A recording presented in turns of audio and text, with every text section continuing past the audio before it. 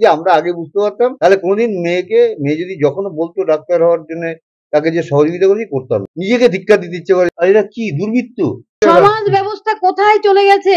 আমরা তো জানতাম না এই সমস্ত বিষয়গুলো, তাহলে তো মেয়েকে ডাক্তারি না পড়তে দিলেই আমরা ভালো করতো। এখন যে দেখতে পাচ্ছি এত যে মানে পরিস্থিতি এত জঘন্য যে মেডিকেল কলেজগুলোতে, সেটা এখন আমরা পরিষ্কার করে বুঝতে পারবো। আবার মেদিনীপুর মেডিকেল কলেজে একটা ছেলে গিয়ে সেট ফেট দিচ্ছে, এদের সমস্যা কি করে হয়? একটা ইন্টার্ন, সামান্য ইন্টার্ন, একটা পিজিটি, তারা পড়াশোনা করতে এসছে না এই সমস্ত করতে এসছে, এটা তো বুঝে হয় না। আমাদের ভবিষ্যতে দেশের যারা ডাক্তার হয়ে বেরোবে তারা কি চরিত্র নিয়ে, বা ডাক্তারদের মানুষের ভগবানের পরে স্থান দেয়। আমি এবং নিজেও দেখেছি কোভিডের সময় কত বয়স্ক লোক আমার মেয়ের পায়ে জড়িয়ে দিয়ে প্রণাম করছে, দিদি আপনি আমাকে বাঁচিয়ে দিলেন বলে আজকে বেঁচে গেলাম। তাদের যদি এরকম একটা চরিত্র হয়, সত্যি মানে নিজেকে ধিক্কার দিতে ইচ্ছে করে। মেয়েও যে এত চেষ্টা করে এখানে যাওয়ার চেষ্টা করেছিল, একটা ভুল রাস্তা বেরিয়েছিল এখন মনে হয়। সেটাই তো বলছি, সেটাই যে আমরা আগে বুঝতে পারতাম তাহলে কোনদিন মেয়ে যদি যখনও বলতো ডাক্তার হওয়ার জন্য তাকে যে সহযোগিতা করেছি করতাম না। বলতে তাকে ডাক্তার হয়ে লাভ নেই রে, ডাক্তার যারা ভবিষ্যতে আসছে তারা ডাক্তার নয় রে, তারা মানে কি বলবো সমাজের মানে দুষ্কৃতী আর কি। এখন তো তাই দেখতে পাচ্ছি, কিছু কিছু লোক সত্যি এই মানে ছাত্র বিভাগের সঙ্গে জড়িয়ে গেছে। যেটা তো বললাম, ডাক্তারকে সবাই ভগবানের পরে স্থান দেয়, আর এরা কি দুর্বৃত্ত। আশ্চর্য হয়ে যাচ্ছে বিষয়টা নিয়ে। আমরা তো আমাদের একমাত্র মেয়েকে হারিয়েছি, ও জীবন দিয়ে এই স্বাস্থ্য ব্যবস্থার যে মানে ভেতরে যে ঘুঘুর বাসা, এটা হয়তো দুর্নীতি সব হয়তো বেরিয়ে আসবে।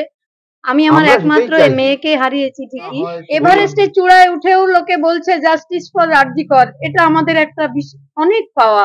এবং আজকে যে ডাক্তাররা পথে নেমেছে, আমি মনে করি ডাক্তারদের সময় অনেক মূল্যবান।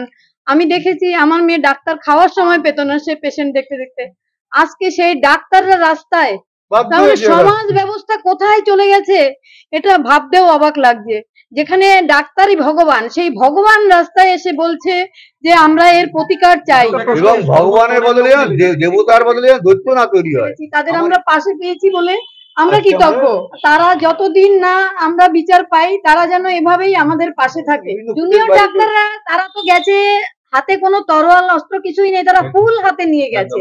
তাদের ওই লোহার ব্যারিকেড দিয়ে আটকানো, এটা তো একটা অমানবিক। হয়তো সৎ সাহস নেই ওনার, তাই উনি লোহার ব্যারিকেড দিয়ে ওদের আটকাতে চাইছেন। কলকাতা যিনি, তার তো সৎ সাহস থাকা উচিত ছিল যে যারা নিরস্ত্রভাবে আন্দোলন করতে তাদের সঙ্গে তিনি কথা বলতে পারেন, কিন্তু উনি ছাত্রদের যে দাবিটা তুলেছে উনি এসে কথা বলুন, আমাদের যেতে দেবেন না, ঠিক আছে, কিন্তু তাও তো উনি আসছেন না। ছাত্ররা বাধ্য হয়ে বসে রাস্তায় বসেই বিক্ষোভ দেখাতে কি করবে। এটা তো প্রথম থেকেই আপনারা দেখতে পাচ্ছেন, সিপির উপর ভরসা উঠে যাওয়াতেই তো আমরা হাইকোর্টে গেছিলাম। একটা প্রশ্ন হচ্ছে যে যেখানে সিবিআই তদন্ত করছে সেখানে বারে যে ডিসি সেন্ট্রাল ইন্দিরা মুখার্জি বা অন্য পুলিশ অফিসার, আমি তো বারবার এসব বলতে চাই না, উনি বারবার মিথ্যা কথা বলছেন। বারবার মিথ্যা কথা বলছি, তুমি বারবার বলছি। হ্যাঁ, সেটা আমরা এখন দেখতে পাচ্ছি। হ্যাঁ, যেটা তো লাল গেঞ্জির একটা অবজেকশন আমার ওয়াইফ করে মা করেছিলই, এবং সেই লাল গেঞ্জি যে সন্দেহজনক, এবং আমরা তো প্রথম থেকেই বলেছিলাম এবং সব জায়গায় আমরা এই কথাটা বলেছি। এখন তো লাল জামাকে নিয়ে আমাদের আরো সন্দেহ বাড়ছে।